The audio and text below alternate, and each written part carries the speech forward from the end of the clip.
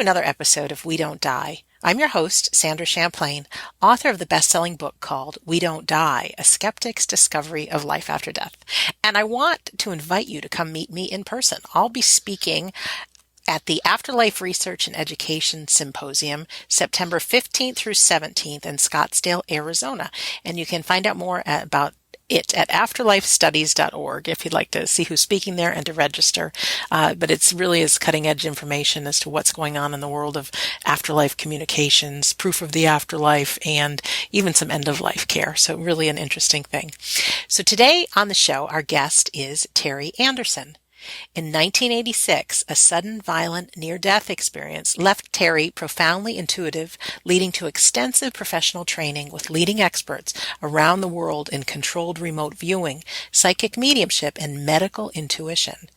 Terry feels she provides accurate past, present, and future readings in any area, and says she's empathetic to the point of being able to see and feel into a person's body, regardless of whether they are present or not, alive or deceased, and what led to their death.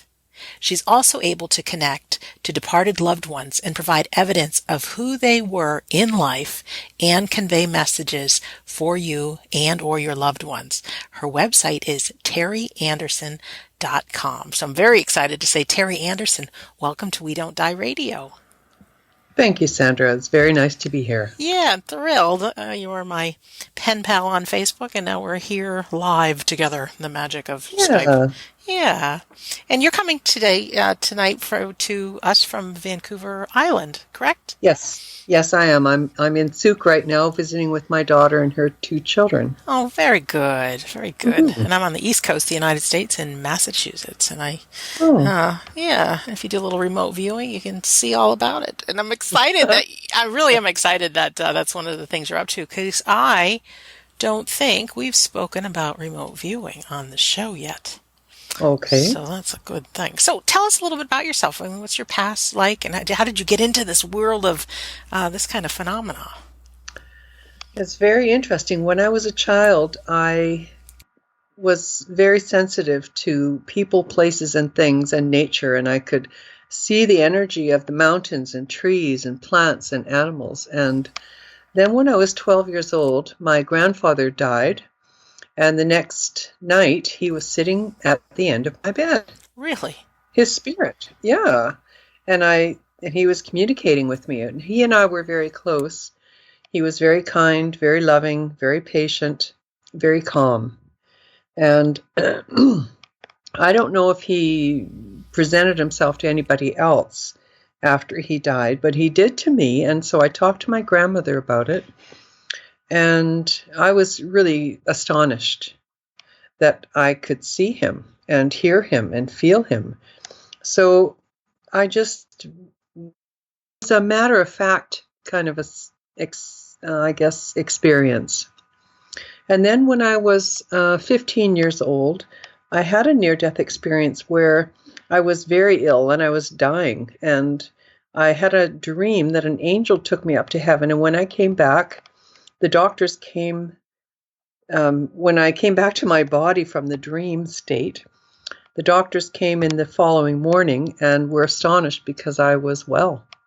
And they called it a miracle and they let me go. So I'm kind of, perplexed about that, still am. And then when I was, another time, when I was 30 years old, I had this violent near-death experience, and I was out of my body in a spiritual realm, another dimension, with beings who gave me like a life review and information about my future. And when I came back to this body, I wondered why I was back here, because I thought I was dead. And I didn't even know whose body I was in. It felt like whoever I was died and somebody else took over, but in somebody else's body. And I had amnesia for about 11 months after the armed robbery assault. I didn't know that I had a husband or 2 children. I didn't recognize them, or my life. And when I started coming out of amnesia, I realized that I couldn't read, not one word. And I realized I had a brain injury. I went to an attorney to talk about divorce because I didn't want to be a burden to my husband. And I didn't know my husband. To me, he was a complete stranger, and so were my children. And I didn't know who or even what I was. And so I had to rebuild a new self at the age of 30 with a team of professionals, like an army of professionals, who helped me over a 10-year period. So I had quite a profound brain injury. And during that period of time, I realized that I was profoundly intuitive. I was having a lot of precognitive dreams, which I now understand are the future life review that I had. Some people have a past life review, Yeah. and some people get a look ahead. And I was one of those that got a past life review and a look ahead. And it takes a long time to integrate all of those images. But they manifest as deja vu to the power of 10. Wow. So it's not a simple deja vu. It's like you're pulled in multiple times to each deja vu experience through precognition. So I tested it and then went back to my doctor and told my doctor what happened. And he said, "Oh, Terry, you've had a near-death experience." So I found the International Association for Near-Death Studies and did lots of research, and after helped run the Vancouver Island Near-Death Experience Association for 7 years. Great. Then after that, I went to a conference in the States where one of my favorite scientists was going to be speaking, and Ingo Swann was going to be there. And I knew Ingo Swann was a great psychic. So I went there, and here I found my peers. Wonderful. So this was at the IRVA, which stands for International Remote Viewing Association. So I found Lynn Buchanan and started training with him. And just backing up a bit, what led to training was I had a dream about my brother and his son, and it was a really bad dream about a car accident. And so in the morning, I phoned my sister and asked her for my brother's phone number because I wanted to warn him. And he lived in another city. Anyway, I was hurrying to catch a flight to America, and I didn't want to miss my flight, so I didn't phone my brother. 2 weeks later, when I came back, I had another dream. I was on a bed with a child, and there was a cloudy brain, and let's see. And when I woke up in the morning, I thought, well, this is not a dream. This is a visit with a child, but who is this child? Mm-hmm. And so that afternoon, I was paged to the phone by my sister, who I had told 2 weeks prior about the other dream. And she said our nephew had been hit by a car that night and was in the Vancouver Children's Hospital in a coma. So we all met at the Vancouver Children's Hospital, and my brother told me what happened to my nephew. And then he took me into the room where this little 8-year-old boy is laying in a coma. And it's the first time I'd ever met him. And I was shocked, and I stood and prayed, and I thought, how could I see this child 2 weeks before? How could I see the accident 2 weeks before? And then how could I see him? How could my consciousness go through the MRI scan with him and not even know him? Right. And I carried so much guilt for many, many years because I thought, well, if I'd only phoned my brother, I could have warned him. Right. And so when I found Lynn Buchanan, who teaches controlled remote viewing, I asked him, if we see the future, which I do all the time, can we prevent it? And he said, absolutely. And then he took me on a time experiment, forward and backward in time, an intermediate level of controlled remote viewing. And I was able to find or feel myself at the site of the target. And even though this target event happened in the early 50s, I could still feel it happen as if my body was standing there. So as if I was actually there going through that event. So when I realized that, then I decided to get fully trained, because I thought, well, if I can do this for other people, then I can really help other people. And when I came back from my near-death experience, it felt like I had a mission, and that mission was to help people.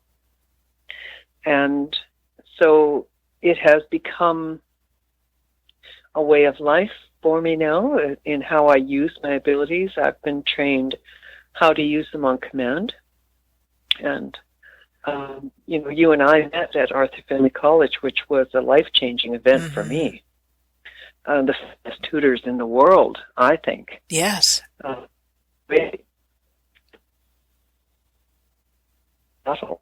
These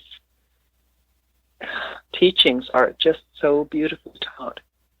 So since then, I've had lots of other training with a variety of people and organizations, and currently I'm training with a physicist in the States to do exact future predictions on exact times and dates, and he tests us every week on it. And it's phenomenal. I mean, it's so accurate. And in the beginning, I thought, well, how could this work? Yeah. But it does. It does, and I use it in my readings now. I see car accidents ahead of time. I see cancer in people's body, and they don't even know they have it yet. So, and a host of other situations. So, using my abilities and all of the training that I've had and continue to get helps or allows me to help others in really deep, meaningful ways. And it feels like quite an honor and a privilege. Oh, absolutely. To be able to work like this. Sure. Yeah. Terry, can you talk a little bit more about remote viewing, like what it is, and maybe a little bit about how, I know you can't give us a whole course in an hour about how you were trained in it, but just a little sense of what it is and how. Yeah. Sure. It's a new language that they teach us, which are little diagrams, and they're called ideograms. And for each little stroke of the pencil, it means either water or biological or other things, that then we are given a target, which is a set of 6 numbers. And when we put pen to paper, this image comes out, an ideogram that we then read and transcribe using our superconscious or non-logical mind. Can you give us an example? What you mean? Like, was there a picture in an envelope or something? Or yeah, there's always pictures in envelopes or on the other side of the world in a computer somewhere. Okay. Like the target could be a person, an event, a place, location. It could be anything in this sealed envelope or in a computer. And so we are given a set of 6 numbers, and then we have to go and get the information. And we do it like using your body as an antenna. Mm-hmm. It's not involving the logical mind, it's involving the superconscious mind or the subtle energy bodies.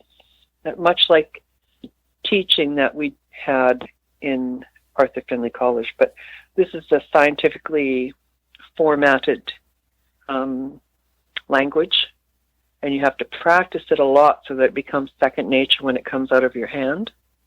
And with the, you can draw images of the exact picture that's in the sealed envelope, or you can describe it to a T. And everybody has different abilities in this field. So they like to work with the ones who have, very clear abilities. Yeah, I took just one course on remote viewing with Russell Targ.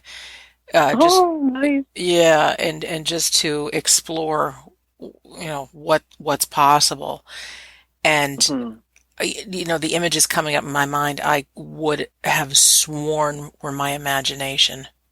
Yeah, and they weren't. They were. Yeah, it's real. And Russell Targ is one of the greats. He is a laser physicist. Because of him, I'm able to see, because I was going to lose my sight, and he invented the laser beam. Yes. So anybody who's had eye surgery through laser surgery can thank Russell Targ. Yeah, and I remember even some of his stories. When he was a boy, he would know what kind of dog somebody would have or what kind of house they lived in. And so even though he went into um, being physicist and lasers and all that stuff, he never forgot about all that. And so when the time came, Mm-hmm. to really start researching it, but it's mind-blowing stuff because one of my big passions is, the talking about life after death. It seems too good to be true. But if we can have a little taste of remote viewing and maybe know pictures that are in a magazine before we open the magazine or, different ways to experiment with it, it really leads you to believe I can't just be this body if I can pick up Mm-hmm. elements of what's on your dining room table in Vancouver Island, those kind of things. And that's how I felt during my near-death experience. When I was out of my body in another dimension with other beings, and then coming back to this dimension, thinking, wow, I was in another dimension, zipping around at the speed of thought, Yes. And now I'm back in a very heavy body, and I have to move this body. It's like gravity here is so heavy. and and then having to adapt to having one foot in both worlds, another dimension and this dimension. And then one of the readings I did that really would be good for the public to hear Mm-hmm. is I did a Skype reading for somebody in Hong Kong, and he was a naturopath, and I did a body reading, a medical intuitive body reading for him first, and he was quite astounded at my accuracy. And then I felt a female spirit come through that was departed, and I started choking, and I left the room panicked, absolutely panicked. And when I came back to the computer and calmed down, I said, it feels to me like you have a daughter in spirit who passed from the neck. And he said, yes. Wow. And then boom, she was right sitting beside me. Her spirit was sitting beside me, communicating to her dad through me, through Skype. And she was saying, Daddy, Daddy, I'm so sorry. It was a mistake. And she had taken her own life by the neck. And I felt it. And she relayed all of this information to him about their life together. They lived in different cities when she passed. And he was crying like a baby. It was, really unbelievably difficult. But I could feel her healing, even though she's departed. Right. And I could see him heal right in front of me on Skype.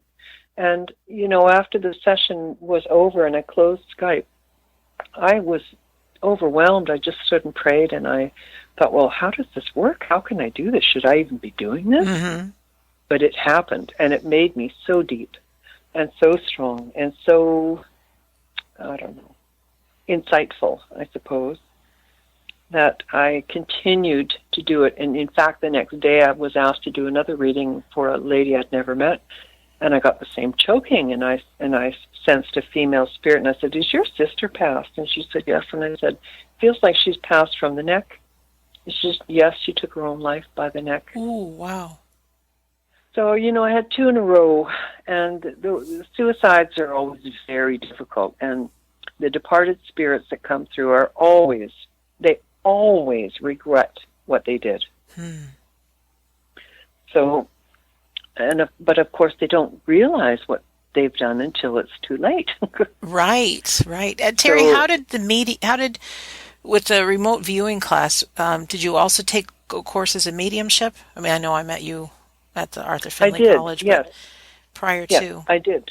Okay. I took some mediumship courses through a minister at a spiritualist church on Vancouver Island, and then through Arthur Finley College, and some psychic detective courses through Pam Coronado, who used to be the head of IRVA, the International Remote Viewing Association, for a year. And she's quite a famous psychic detective, so she would send us diagrams of people that were deceased, or just people, and we had to guess whether or not, or sense whether or not they were deceased or alive. And I got very good marks on that. And then she would send us or task us at drawing the perpetrator. And so it's like remote viewing. Yeah. This image just comes right out of your hand when you put pen to paper. And with mine, you could literally put the picture right over the actual photo of the person that she would send back to us as confirmation of our work. And I was astonished. Of course you were.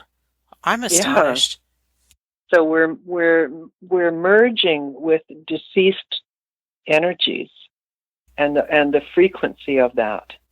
And our hands are able to transmit the frequency of the image automatically to paper. How is that possible? I can't even imagine. I know. That. Is that training? I know. Intention, yeah. all I've of had the a above? lot of training. Yeah. Yeah, Lynn Buchanan, he was so excited when he saw me at the intermediate level. He wanted me to train for world operations, which I did begin as to lead into joining the guild. He had a guild, and they were all, military targets, and I wasn't really interested in that. So, later on down the road, I decided to leave that training, but. Mm-hmm. The training was phenomenal. It's really, it's as good as Arthur Findlay, but in a totally different way. Yes. It's more scientific based. You would have learned that with Russell Targ. Right. Let's, if you don't mind, we can explore this in different ways, because like I said, we haven't spoken about remote viewing on the show. I might have mentioned it somewhere, but this is fascinating that whoever we are, souls having a human experience, whatever that is, how not only we can tap into another place and see images, but we can also go to the past and the future. That to me is just absolutely amazing. Well, when I was in another dimension, in my near-death experience, I realized there is no such thing as time. Because those experiences for me were outside of the time-space boundary, or the time-space dimension, or it's hard to describe. Super hard to describe, yes. Yeah, but when you're there and then you come back, you're so changed. You're so different that, this reality, it changes you. And you have to start thinking in different ways, and your worldview changes, and it's a whole cascade effect of change. Yeah, you're not really who we think we are. We're so much more. We are. We're way more than we think we are. I was describing the armed robbery assault to a neurologist in Vancouver who was teaching other medical professionals, and he says, in a situation like that, where you cannot escape, the blood rushes from your extremities to surround your organs. And if you cannot escape, there's adrenaline that rushes from your brain throughout your body. And if you can't escape, your body prepares to die.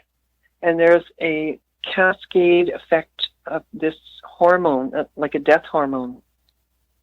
And at that point, he said, you can focus on everything all at once, past, present, and future. That's the gate. That's the neural pathway gate. But it takes years to integrate all those images. If you do survive. Yeah. So, and that's where I attribute the seeing, let's see, what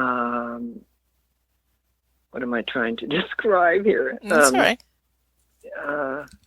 Deja vu to the power of 10. Because you've already seen it, you've already experienced it, because you had a future review. Man. So it's, yeah.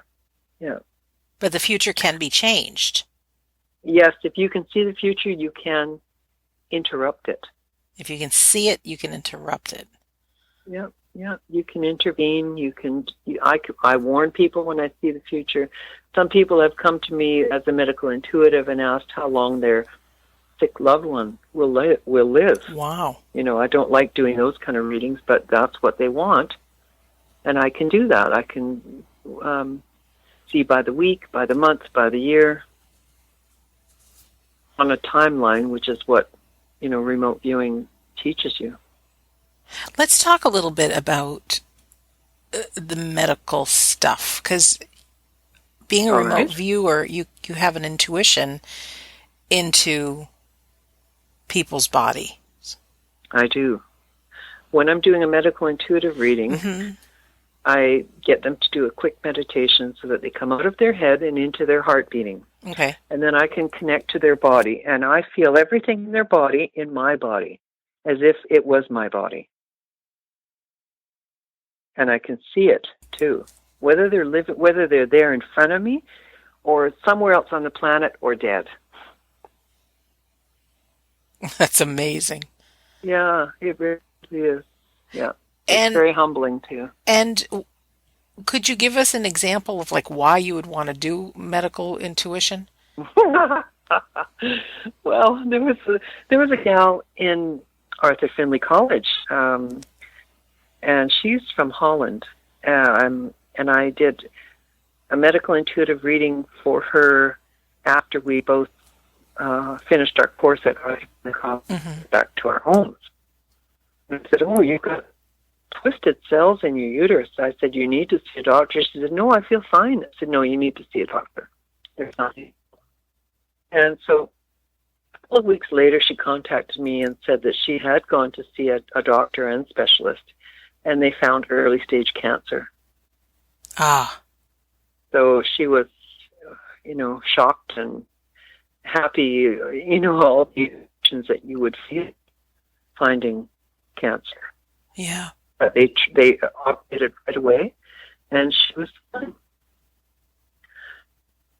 And the thing I did for a young lady who wanted to know about her mother's health, and I don't know where her mother is on the planet, but she wasn't with us during the reading. And I said, "Oh, your mom's got something wrong with her neck. I could feel the pain in my neck." And I said, "Has she been tested for Hodgkin's disease?" She said, "She's got it. I want to know how long she's going to live." Ooh. Yeah. So, I can get that on almost, pretty thing. At Arthur Findlay College, the same lady that I diagnosed with early-stage uterine cancer, I did a reading for her at Arthur Findlay College where her dad came through, and I could feel how his dad died, or how her father died, in my body. I feel brain aneurysms, I feel cancer anywhere in the body, heart attacks. I can feel deceased male, because the grief sits in different places in the heart. Interesting. Yeah, it's unresolved grief. And so that when they come for a reading and I find that grief lodged in the heart, I can then get a message and connect them to their departed loved one. And then that grief is moved. Which ultimately is what it's all about. I mean, I think anyone practicing mediumship is out to serve, as you say, and make a difference. And, having those, whether it's unresolved communication or just confirmation that our loved one is with us, is nothing like it with helping mend the heart. Wow. Yeah, it's amazing work that we do, and it's an honor and a great privilege, and it's very humbling. It's amazing. Yeah, miraculous. It's miraculous. And it's interesting too, just, very often our own suffering and our worst times in our life give us our life's purpose or open our eyes to something new, and just seeing how that armed robbery assault and everything that you went through, and now look at you. I mean, you're combining controlled remote viewing with your medical intuition, your psychic mediumship, and very well trained at it to make a just profound difference in so many ways. Now, maybe a dumb question, but there's always somebody who asks, well, can you pick the numbers for the lottery? Can you, see that kind of stuff? In the beginning, I was working on the lottery, and I did get 5 numbers out of 7. Wow. I thought, I should really work at this some more. But the physicist, you may have heard of him, Marty Rosenblatt. Yes. And and so I'm learning with him to do future predictions. So when my life's not quite so busy and I can slow down a little bit, then I will start focusing more on that, because these skills are interrelated and they're complementary. And once you figure out how to read the frequencies of things, then you can apply those skills in different areas in different ways. I don't even know what that means, but okay. Oh, you're kidding. Oh, read the frequencies of things. Everything is frequency.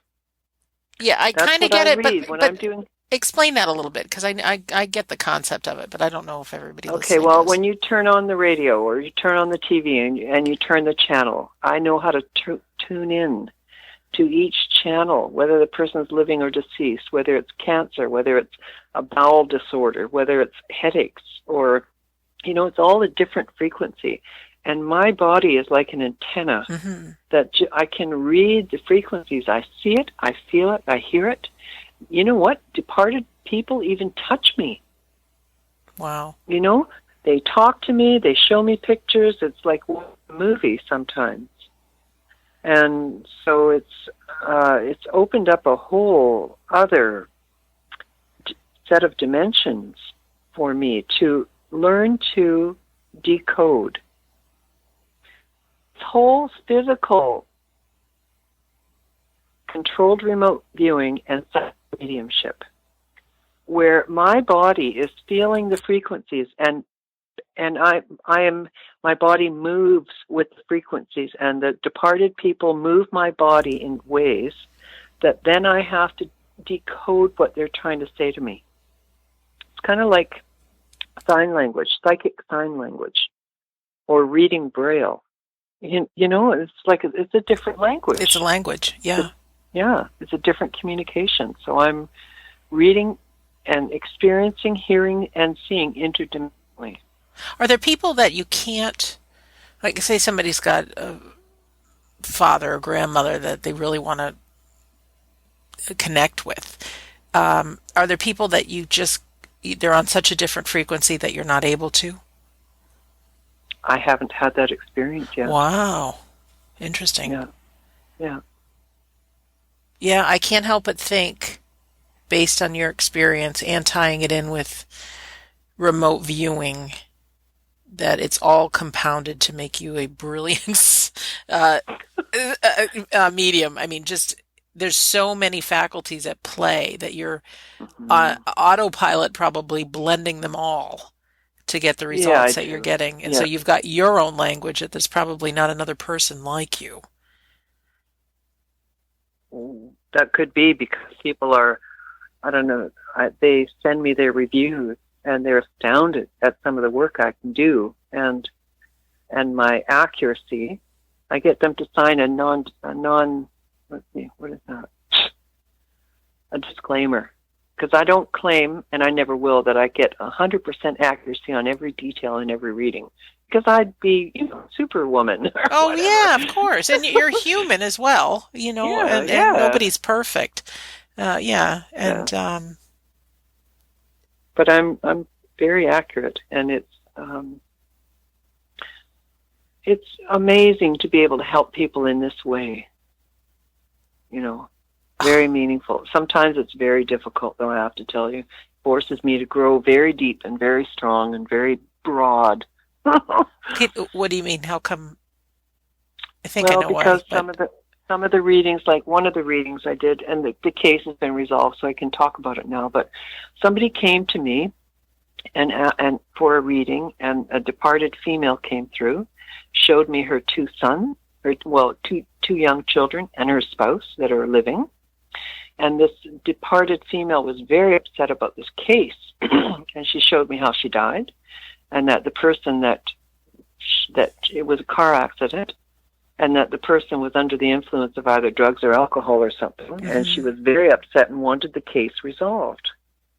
And so at the end of the reading, the lady, it was an older lady, she told me who this woman was that was deceased, and it was an RCMP lady, quite high profile case, who had been hit by a drunk or drunk driver or somebody under the influence. Anyway, the case has just been resolved in court. I was asked not to talk about it beforehand, but I was so upset. And this was her daughter's best friend that was killed. Wow. So, I was very upset because this deceased woman showed me her 2 children and her husband, and, it's pretty close to home. I was nearly murdered. Yes. And I lost my ability to parent. Yeah. And so the grief around that, losing your husband and losing your children, it was too close to me. Mm-hmm. It felt like whoever I was died, and I did lose my ability to parent, and I did lose my husband. So that reading for me was very close to home. Sure. Yeah. And, so I can connect with people on an interesting level and really help them come to terms with, the depth of grief and loss and pain and all those human emotions that we all have in common. Yeah, it makes such a difference to talk to somebody who's been there and knows. Yeah. And then for the added benefit, though, of having your mediumship fine-tuned the way it is, I just think is absolutely incredible. Mm-hmm. Terry, I don't know what to ask you next. What do you want to share? Where should I go? Where should we go? I mean, we don't have too much time left, but I'm just kind of struck like, oh my gosh, I just think it's awesome what it is you're doing, the difference you're making. And you're so likable and so easy to get along with, I just remember your smiling face, like, hey, I want to be her friend. Yeah. So, you're somebody who was easy to talk to, and I think that's important too. Yeah. I've been through a lot, and I've had a lot of help to come out the other side. And someone is pitching a TV show to me. Yeah. So I'll be looking for people that I've never done readings for. And I've already met with the producer and his writer. And in September, we're going to meet again and discuss more details about the first episode and who they want to sell it to then hopefully do another 15 episodes for one season. Oh, great. Yeah. Seeing things like this, even having some of these conversations we have, just hearing that these things are possible, it opens a doorway, which I think people beforehand would just think there's a wall there. It's just not possible. I was pretty closed-minded. I had no belief in the afterlife and would laugh at people that did, think you crazy people. But there's, I'm not alone there. I get a lot of people that are just following the same path I've been on. But then all of a sudden to know there are just so many different people in so many different arenas doing different things. And if it's possible for one, we might not all get the same gift, so to speak. But to know that you are not who you think you are, you're just this powerful soul that, there's a piece in us. Not a piece you can see, but something that can take us out of time and space and be able to look back upon it and see a timeline. And it's just incredible. Yeah, it is. Yeah. Yeah, it really is. At the intermediate, at the last November, I was at this physicist conference, and he was teaching us how to read the future, exact times and days, and I thought, oh, how is this possible? Right, exactly. I'm very skeptical. I've been skeptical through my whole training. Good, yeah, good. So I like working with skeptics because I'm still one. Yes. But so he's offering me 6 sealed envelopes, and there's 2 pictures in each envelope. And I'm supposed to pick one, and we're going to do a remote viewing session on that. And then after we've done our session, then we're going to open that one envelope, and we have to check our work against one of the 2 photos and claim one of the 2 photos. And we are remote viewing the future based on what we have drawn and sensed and reported. And then we wait like an hour or 2 hours later, and then we get the results of that test, and it is astonishing. And when I picked the first envelope, I said, well, how can this work? I don't believe this. How could this work? Well, it does. And it's so easy, and it's so exciting. Like, I don't want to stop. No. One little thing that I did that weekend, I was with Russell Targ and the group, is he encouraged us all to do our own experiments. And it was right after my grandmother had passed away. And I remember I picked up Grammy's favorite magazine was Woman's World. And I had a copy of that in my bag. And I thought, geez, I wonder if I can remote view what pictures are on a certain page of a magazine. So I just had the magazine next to me. I held the intention, what images are on page 29. Can't remember what page number it was. And so I just, following his lead as to, how we did remote viewing, I was just looking for images that came into my mind that weren't normally in my mind. After quieting my mind for a little while, whatever. Anyways, bottom line is I wrote, I don't know, like 30 different things. Statue of Liberty, Abraham Lincoln, train, butterfly, like jar of honey, beach ball, all this stuff. And so I turned to page 29 thinking I really had it. And, no, not a single one of those images was on page 29. So I thought, forget it. Okay, well, I tried. So then I decided, I was thinking of my grandmother, to just read the magazine. And as I started turning the pages, it's like Statue of Liberty, page 3, beach ball, page 6. Most of the images, and of course some of them were just things that came into my mind, but most of the images were in that magazine. And I'm thinking, how the heck did my brain it can't be my brain. It's got to be some piece of me, virtual piece of me, flip through those pages that fast to see all that stuff. And I tell you what, Terry, I was like, I really got it, that there's no way I could just be Sandra Champlain, flesh and bones. Like, there's just no way, if that's possible. Yeah. If that's possible. And anybody listening right now, in my book, We Don't Die, if you want to have a free read of it, there's a couple pages that I talk about remote viewing, which I think you'll find interesting. But if you go to WeDon'tDieRadio.com, and there's a thing there that says, click on the Insiders Club, and I do ask for your name and email address, but I don't spam you, I promise. But you can actually download, it says just the first chapter, but it's the whole thing. And if you just type in remote viewing, it's that Woman's World experience and a couple other things about remote viewing. But, we are not, we are so much more than we think we are. Yeah, we've been dumbed down, and we have not been educated in traditional schooling about our interdimensional selves. Oh, interdimensional selves. And that's what we are. Right? If we really are. To speak with people that are no longer in this earth plane and all of that. Oh, Terry, this is good stuff. So let's find out a little bit about you. Are you somebody who works with clients? Can people contact you for a medium reading, that kind of stuff? Yes, that's what I do. That's what you do. www.terry, Terry, Andersen, Andersen.com. Very good. So it's terryandersen.com, and they can register for a reading. I do Skype readings in person if they're on Vancouver Island, by phone, private group meetings, corporate meetings. I did a reading for somebody who owns a mine the other day. And prior, somebody who owns a medical research corporation, and they were researching cures for breast cancer. Yeah, wow. And so I was doing a corporate reading for them for controlled remote viewing, which are different costs than just a regular psychic medium reading. Right. Anyway, and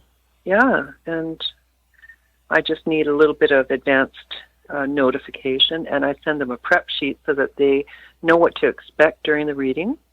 And then I also have additional resources that I send them after the reading, which are very supportive and very insightful. And I've been combining a list of resources for about a year now, so it's quite extensive. What kind of resources for, like, what would people... Well, they are, one of them is a link to a book written by Bill Guggenheim called After Death Communication. Or no, Wonderful. Hello from Hello Heaven. from Heaven, it's yeah. about After Death Communication. It's a classic. Yeah, I spoke with him on this show several episodes ago. He was on this show.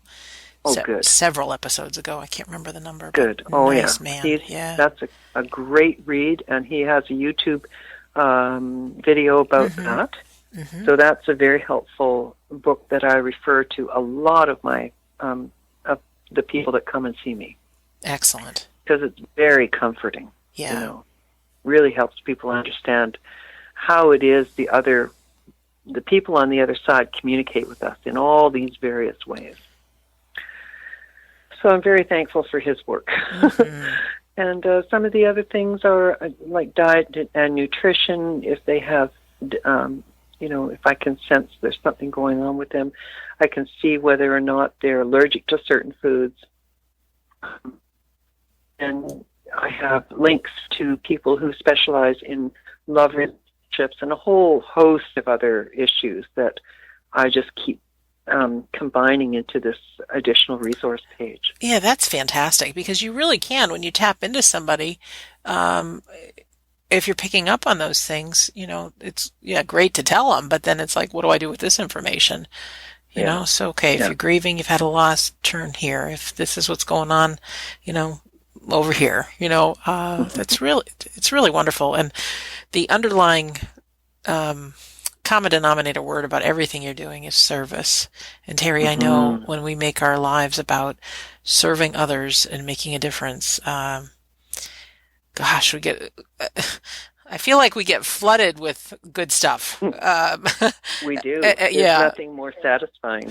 Ooh, I've got some interesting people that want me to be on their show, and it can really propel this show big time. And I thought, how the heck did that show up in my life? It's like, well, wow. Yeah. And it's so, I don't think any of us are alone. I think there's a team of people saying, hey, Sandra's ready for this. She's got nothing evidence. Let's work with her. That's exciting. Yeah. And that we're all joining arms for the same reason. Everybody with like a little bit different take on things, which is fine. We all have different interests, but there's always something that resonates to someone, and this might be the episode that people are like, I've never heard of remote viewing. What is that? Let me find out more about that, or, or whatever that may be. And we get enough people really getting that we're not just this skin and bones that we think we are, it makes it a whole different kind of living. It sure does, doesn't it? Yeah. Because then all my energies, my thoughts, my intentions are, how can I help this situation? How can I help this person? It's automatic. Yeah. How can I have the most positive influence here? And then can I send that influence across the other person? Yeah, Mother Teresa, I don't remember what the quote was, but it was just something about, it was a prayer, just let every person that comes into my path leave better and happier because they spent, or that I was able to serve them. It's something along those lines, but just to really have that intent of how can I make a difference? Not an ego-based thing, but just a genuine to care for another human being. Because, people might look different than us, and they might have different jobs, they might have different social status or wealth or whatever, but looking at them, every person you look at is just another you with the fears and hopes and dreams and heartache. And, the day that I realized that, a lot of my fear of people went away, and it's just been a really good quality of life, really being able to have more friends and be open. In this thing we call the human condition, right? Yeah. And to meet them there. And even my relationship to animals has changed. And plants and nature has changed. Oh, yeah. Wow. Well, Terry, any closing words before we wrap this up? Well, I wanted to thank you, Sandra. It was a pleasure meeting you at Arthur Findlay College. Yeah. And thank you for agreeing to interview me. And I wish you well with the opportunity that's coming into your future here with what you've mentioned. And I get to bring you with me because it's, I get to promote this show on a big scale, and with that, reach a whole bigger audience is the bottom line. And, wow. Yeah. So somebody might be interested in this, and and it's great. It really is great. I'm just a gal sitting at home, calling people on Skype, recording them, putting them out in cyber world, and meanwhile, there's thousands of people listening. So thank you, people that are listening. I know, there's just a lot of people, single people, one at a time, and you really do put your life into this. And I know not every episode is maybe what you expect, but I do always ask that you look for the gold in every conversation. Whether you agree with a guest or not, you look for some commonalities, things that resonate with you, because it is your journey. Terry can't tell you how it's going to go. Well, maybe she can, but you know what I'm saying. It is all our personal journeys, and for us to find the truth. And it doesn't matter if you're 19 or if you're 99 years old listening. I mean, it's never too late, and this is the good stuff. Really, truly. Well, Terry, thank you for being our guest today. Thank you. Okay. Yeah. Take good care. Wait, don't hang up just yet. I'm going to say bye to everybody. Okay. Well, you can, but that would be rude. Ha, ha, ha. No, just kidding. Anyways, everyone, I want to thank you, our listener, for taking the time to listen. And under any of these episodes, if you listen on YouTube, in the descriptions, I have links to our guests, to their website, to just everything you need. And feel free to go back to We Don't Die Radio for all the past episodes, because there are over 180 of them. And if you're on Facebook, you can go to type in We Don't Die Listeners and join a very tight community of people that you can talk to about this stuff. And if you're free in September, please visit us. Come to the symposium. Go to afterlifestudies.org to check it out. So in closing, my name's Sandra Champlain, and I've been your host on We Don't Die Radio. And I do believe that life is an education for the soul, and that your life here on earth is important. So I want to thank you for listening, and we'll see you soon.